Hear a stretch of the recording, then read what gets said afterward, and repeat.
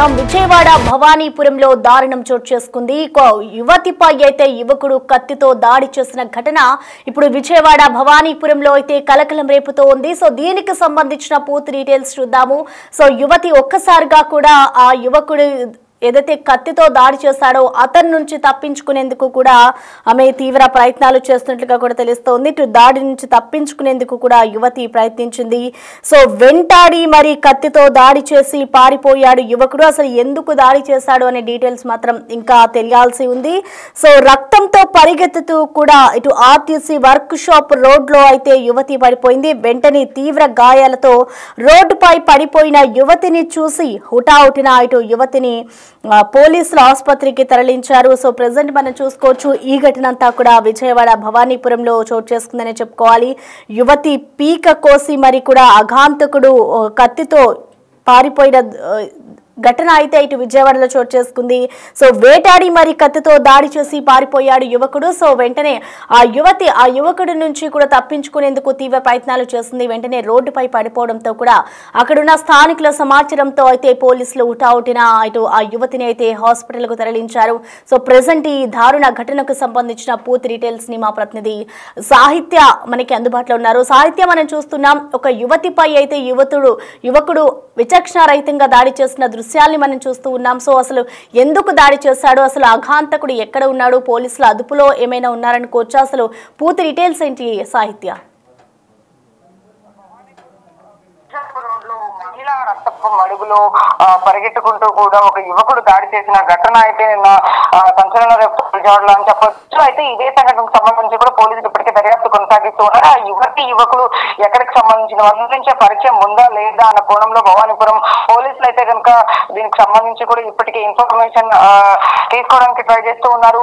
ఈ మహిళ ఎక్కడి నుంచి వచ్చింది, అసలు వీళ్ళిద్దరికి ఎప్పటి నుంచి పరిచయం, ప్రేమ వ్యవహారం ఏమైనా నడిచిందా, లేకపోతే వీళ్ళిద్దరి మధ్య ఏమైనా వాగ్వాదం చోటు చేసుకుందా, ఆ దాడికి సంబంధించి కూడా ఇప్పటికే అతను ఎందుకు ప్రయత్నించాడు, కత్తితో ఎందుకు పొడిచి ఆమె రక్తపు మడుగులో రోడ్డు మీద పరిగెత్తుకుంటూ ఎక్కడి నుంచి వచ్చింది అంటూ కూడా పోలీసులు ఇప్పటికే దాని మీద దర్యాప్తు కొనసాగిస్తూ ఉన్నారు. అయితే వెంటాడి మరి ఒక మహిళని కత్తితో దాడి చేయడం అనేది ఇప్పటి వరకు కూడా విజయవాడలో ఇప్పటి వరకు ఏదైనా మర్డర్ జరిగి ఉండొచ్చు, లేకపోతే ఇంకొక సంఘటన సూసైడ్ జరిగి ఉండొచ్చు. బట్ కానీ ఇక్కడ కంప్లీట్ డిఫరెంట్ గా ఒక మహిళ పైన దాడి చేస్తూ రోడ్డు మీదే వెంటాడుతూ కూడా ఏదైతే దాడి చేసి చంపడానికి ప్రయత్నించాడో ఆ యువకుడు ఎక్కడ ఉంటాడని కూడా పోలీసులు ఇప్పటికే దర్యాప్తు చేస్తున్నారు. ఆర్టీసీ వర్క్ షాప్ ఏదైతే ఉందో భవానీపురంలో కొంచెం అది అందరికీ కూడా సుపరిచితం. ఆ ఏరియాలో కూడా చాలా మంది తిరుగుతూ ఉంటారు. అక్కడికి ఎవరైతే పని నిమిత్తం కూడా చాలా మంది వెళుతూ ఉంటారు. అలా వెళుతూ ఉన్న వాళ్ళు కూడా చాలా మంది చూసి భయాందోళనకు గురైన పరిస్థితి కనపడతా ఉంది.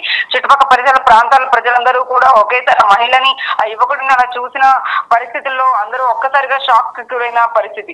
తీవ్ర గాయాలతో ఆ మహిళ రోడ్డు పైన పడిపోయిన తర్వాత పోలీసులకు ఇన్ఫార్మ్ చేస్తే పోలీసులు దీని గురించి కూడా ఇప్పటికే ఏదైతే దర్యాప్తు కొనసాగిస్తూ ఉన్నారు. మహిళ కూడా భవానీపురం కి సంబంధించిన మహిళను కూడా అర్థమవుతా ఉంది. ఆ యువతిని కూడా హాస్పిటల్ కి తరలించిన నేపథ్యంలో ఆమె డీటెయిల్స్ కానీ ఆమె కుటుంబ సభ్యులని అక్కడికి పిలిపించి ఏవైతే గతంలో ఏమైనా జరిగిందా గొడవ, అతనికి ఈమెకి ఏంటి సంబంధం అనే కోణంలో కూడా పోలీసులు కూపీలాగే ప్రయత్నం అయితే చేస్తున్నారు. యువకుడు ఎక్కడి నుంచి వచ్చాడు, అసలు యువకుడి చేతిలో కత్తి ఎక్కడి నుంచి వచ్చింది, వీళ్ళిద్దరి మధ్య ఏం గొడవ రాజుకుంది అనేది కూడా పోలీసులు ఆమెను కూడా అడిగి తెలుసుకునే ప్రయత్నం అయితే చేశారు. మొత్తం మీద అంటే ఇప్పుడు ఆమె ప్రాణాపాయ స్థితిలో ఇంకా ఉన్నట్టుగా కూడా మనకు అర్థం అవుతా ఉంది. యువతి మృతి చెందింది అని కూడా కొంతమంది చెప్తూ ఉన్నారు. బట్ కానీ ఇంకా అక్కడ ట్రీట్మెంట్ ఎలా ఉంది ఏంటి అనేది కూడా సమాచారం అందాల్సిన అవసరం అయితే ఉంది. ఇటు పోలీసులు భవానీపురం పోలీసులు ఇప్పటికే ఈ ఘటనకు సంబంధించి కూడా పూర్తి వివరాలను సేకరించే పనిలో పడ్డారని చెప్పొచ్చు. ఆ యువకుడు ఎక్కడి నుంచి వచ్చాడు ఏంటి అనే వివరాలను అయితే పూర్తిగా తీసుకునే ప్రయత్నం అయితే చేస్తున్నారని చెప్పొచ్చు. అయితే సాహిత్య, ఇప్పటికే చూసుకుంటే ఈ ఘటనకు సంబంధించి అంటే గతంలో ఎప్పుడైనా ఆ యువతితో ఇప్పుడు ఎవరైతే ఈ అఘాంతకుడు ఉన్నాడో ఆయనతో ఏమైనా గొడవలు కానీ ఏమైనా ఉన్నాయనుకోవచ్చు, అసలు కుటుంబ సభ్యులు దీనికి సంబంధించి ఏమైనా స్పందించారా?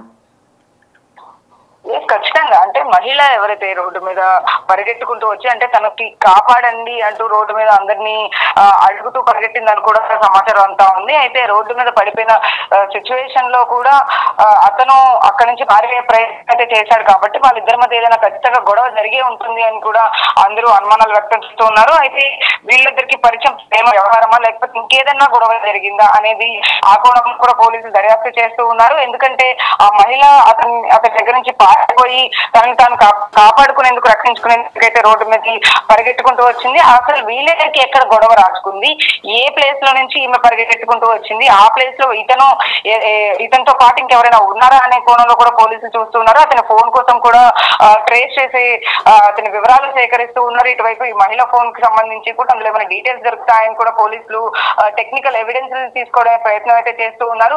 మహిళకు సంబంధించి కూడా ఇప్పటికే వాళ్ళ తల్లిదండ్రులకి ఇన్ఫార్మ్ చేసిన పరిస్థితి అయితే ఉంది. మహిళకు సంబంధించి అనేక విషయాలు, అంటే అంతకుముందు గతంలో ఏమైనా ప్రేమ వ్యవహారం నడిచిందా, లేకపోతే అతనికి ఈమెకి ఏంటి సంబంధం, ఆమె ఎందుకు గొడవ పడాల్సి వచ్చింది, అతను ఏమైనా ఈమె మీద ముందుగానే అంతకుముందు గతంలో దాడి ఏమైనా చేశాడా, లేకపోతే ఇదే ఫస్ట్ టైం అనే విషయాలను కూడా పోలీసులు తెలుసుకునే ప్రయత్నం అయితే చేస్తూ ఉన్నారు.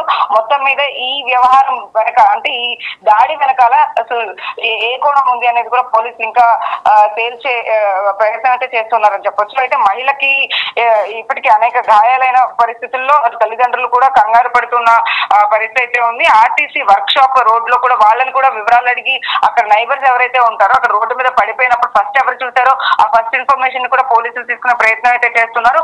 వెంటాడేటప్పుడు కూడా ఎవరైనా వీడియో తీసుంటారా అనేది కూడా పోలీసులు చూస్తున్నారు.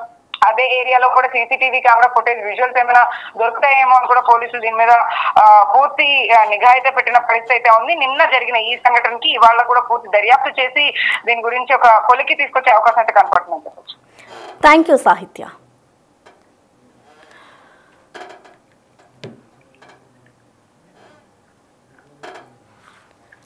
రైట్, అది ప్రస్తుతం పరిస్థితి. అయితే యువతిని యువకుడు ఎందుకు దాడి చేస్తాడు, వీళ్ళిద్దరికి ముందుగానే పరిచయం ఏర్పడిందా, లేదంటే ఏదైనా వివాదాల కారణంగా ఆ మహిళను యువకుడు దారుణంగా హత్య చేశాడా అనే కోణంలో కూడా ప్రస్తుతం అయితే పోలీసులు దర్యాప్తు చేస్తూ ఉన్నారు. అలాగే ఆ ఘటన జరిగిన సమయంలో అక్కడ స్థానికులు ఎవరు ఉన్నారు, భవానీపురం సెంటర్ వద్ద ఈ ఘటన చోటు చేసుకుంది కాబట్టి అక్కడ స్థానికులు ఈ ఘటన చూసిన వెంటనే కూడా ఇటు పోలీసులకు సమాచారం ఇచ్చారు.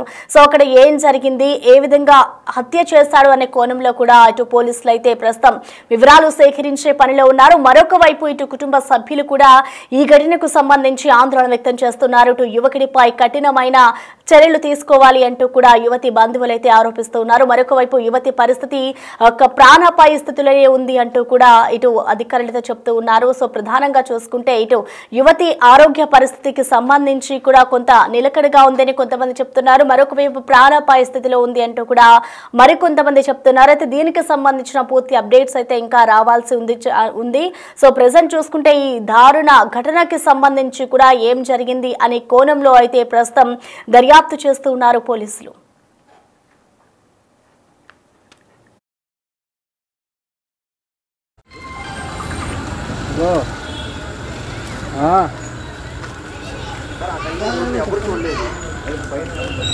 బాబాయ్ నేను మా అమ్మగారికి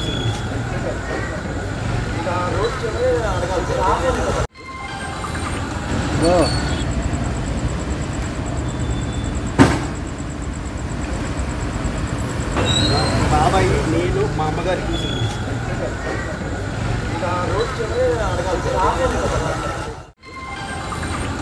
అడగాల్సి